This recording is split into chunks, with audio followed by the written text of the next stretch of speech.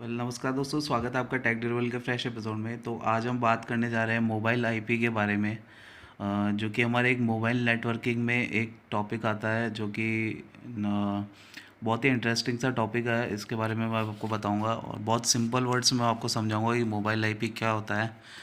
तो जल्दी शुरू करते हैं हमारा वीडियो। Let's go durable. तो यहाँ पर बात करते हैं मोबाइल आईपी की। तो सबसे पहले मैं आपको एक सिंपल वर्ड्स में समझाने की कोशिश करता हूँ कि हम यहाँ पर क्या बात करने वाले हैं। तो यहाँ पर अभी जैसे पहले मैंने आपको एक टॉपिक आया था, उसमें मैंने आपको समझाया था कि यहाँ पर आपकी मोबिलिटी जो है कैसे काम करती है जब आप फ़ोन पे बात कर रहे होते हैं। तो यहाँ पर मान लीजिए कि ये आप है और आप जो है अभी अपने होम नेटवर्क में हैं, जो कि मान लीजिए एयरटेल का है।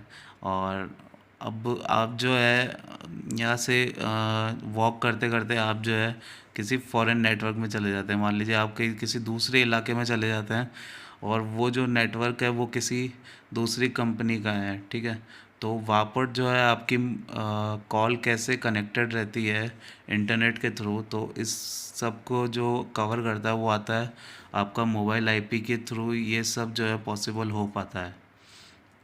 तो यहाँ पर बात करते हैं कि मोबाइल आईपी क्या होता है। तो मोबाइल आईपी इज़ अ की technology for managing mobility in wireless network.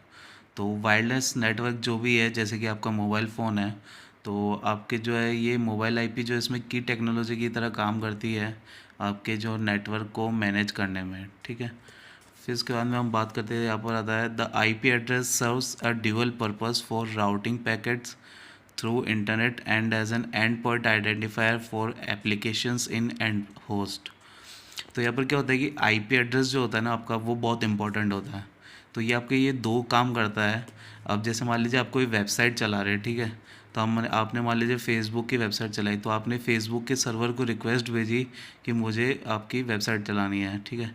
तो अब फेसबुक के सर्वर को आपका आईपी एड्रेस जाता है और वो जो है आपके एड्रेस को कंफर्म करता है और आपके एड्रेस पे फेसबुक की वेबसाइट लोड कर देता है, ठीक है।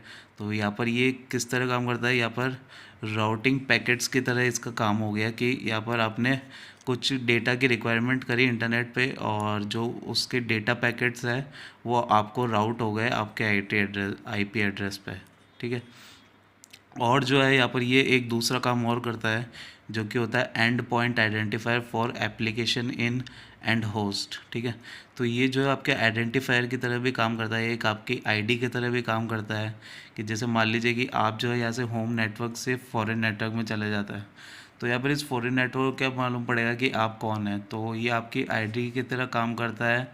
और आपको जो है एंड यूज़र को जो है पता चल जाता है कि ये जो आईपी एड्रेस वाला बंदा है ये कौन है और कहाँ से आया है, ठीक है। तो यहाँ पर अब अगला टॉपिक आता है रिक्वायरमेंट ऑफ मोबाइल आईपी।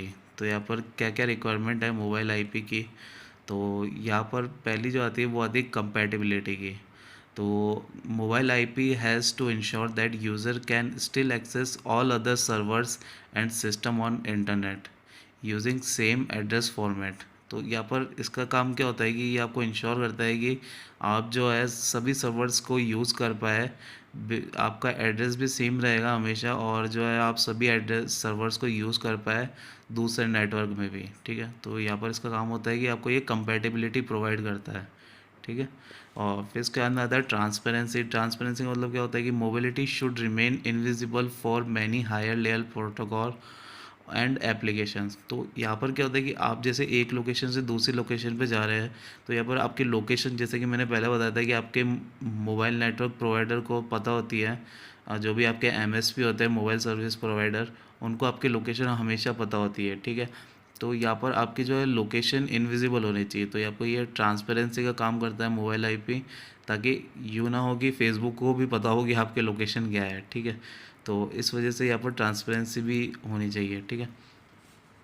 फिर आता है स्केलेबिलिटी एंड एफिशिएंसी। तो यहाँ पर स्केलेबिलिटी भी होनी चाहिए और एफिशिएंसी भी होनी चाहिए। The IP remains same in all network, otherwise we would needed many IP changing at time.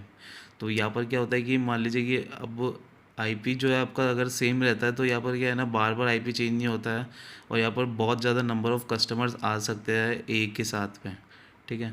अगर स्केलेबिलिटी नहीं होगी तो यहाँ पर कुछ कस्टमर्स को ये जो है सर्विस प्रोवाइड कर पाएगा मोबाइल आईपी, ठीक है। फिर उसके बाद मतलब security, all mobility required to be authenticated. तो यहाँ पर जितने भी आप कहीं पे भी जा रहे हैं, मान लो आपकी लोकेशन चेंज हो रही है, तो आपकी जो सिक्योरिटी ज़्यादा ज़रूरी होती है, क्योंकि आपको जो ऑथेंटिकेशन ज़रूरी होता है आपके एमएसपी के द्वारा। अब मान लीजिए आप दूसरी एमएसपी में चले जाते हैं, जियो में चले जाते हैं, तो वहाँ पर आपके एयरटेल जो है आपको ऑथेंटिकेट करना बहुत ज़रूरी होता है।